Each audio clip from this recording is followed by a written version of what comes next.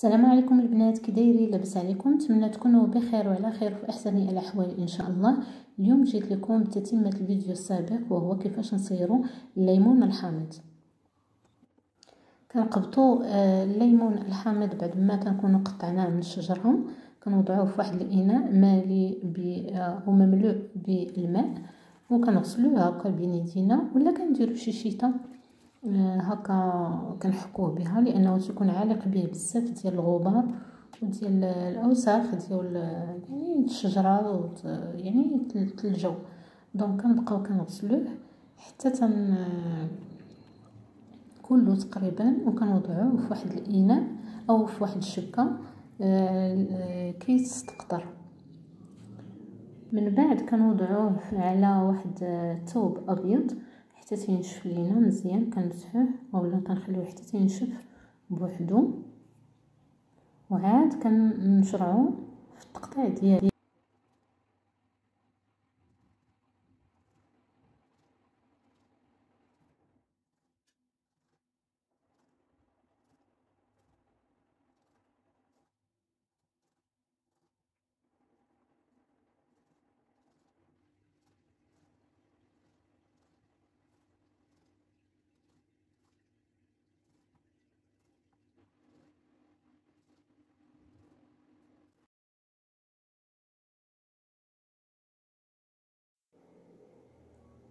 دونك هنايا تنبداو نديرو الملحه ديك الحرشه الغليظه، وكنعمرو بها داك الحامض، وكنبداو نملؤو القراعي اللي عندنا حتى نكملو.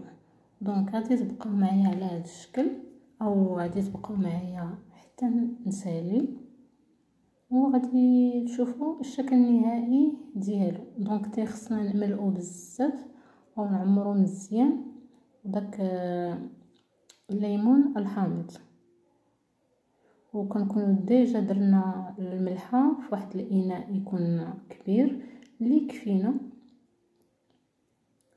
كنشربوه في الملء ديال الليمون الحامض.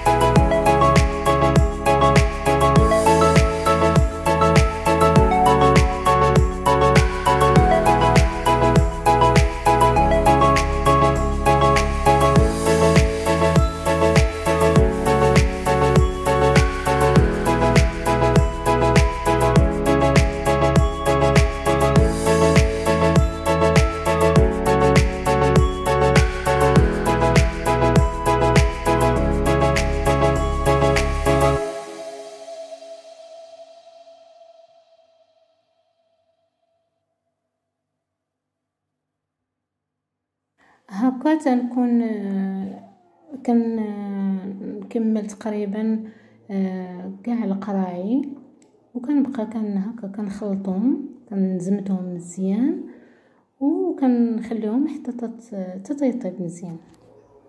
دونك المصير ديالنا تصير مزيان وطاب تبارك الله. راه عرفتي راه بريسك شحال من شهر واحد حتى لدابا هو ولا مزيان وطاب. شي واحد دوك القرعات الاخرين خدمت بهم، هادو باقيين يعني باقيين صاينين. وهكا كنكون قدمت لكم المصير اللي صوبنا تبارك الله. هادي 11 شهر، لا ماشي 11 شهر، 9 شهور ولا تقريبا 9 موا. هذا هو تيكون هكا على هذا الشكل.